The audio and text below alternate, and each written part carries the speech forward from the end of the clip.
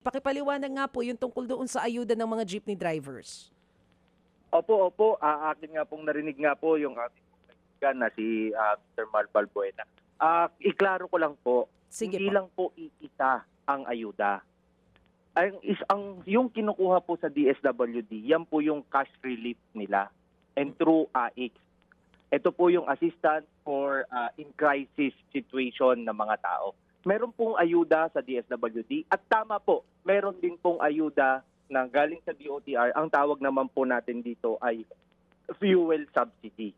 Mhm. Tama po, nanghingi po kami ng mga listahan po sa operators para naman po two purpose na po yung listahan. Para po sa aming fuel subsidy at para maisumite rin naman namin po sa DSWD for the cash relief through AIX. Ganun pa man po, nagbigay rin po ang mga LGUs. Kasi gusto naman po ng LGUs na siguraduhin na yung mga hindi po maisama na mga drivers na i-report sa amin ng operators ay mabigyan pa rin po ng ayuda. Yun po yung explanation.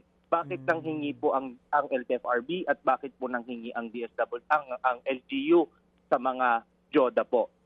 Be that as it may po, as we speak today po, alinsunod po sa utos po ni Secretary Rex na dapat at utos ng ating presidente na walang super na dapat maiwan, yung team po ng LTFRB at DSWD nasa mga LGUs po ngayon, 17 cities LGUs, para po kunin yung mga hindi po naisama sa cash relief.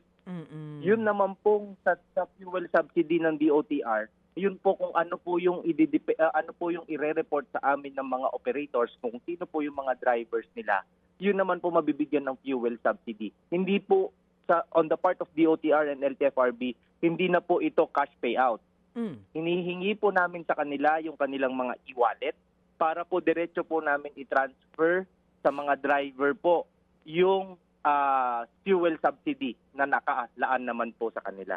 Okay, so bali ang lumalabas, dalawa po yung matatanggap na tulong nitong mga jeepney drivers. Isa galing po dun sa AIX ng DSWD at isa po yung fuel subsidy ng DOTR, LTFRB. Tama po yun. Tama po yun, Ma'am Maricel. Okay. So, yun pong special payout para po dun sa mga nagkaroon ng problema sa listahan. How soon natin inaasahan na maibibigay po ito dun sa mga hindi nakasama? Opo. Kahapon lang po, nag-meeting lang po kami nila SecRec sa DSWD po.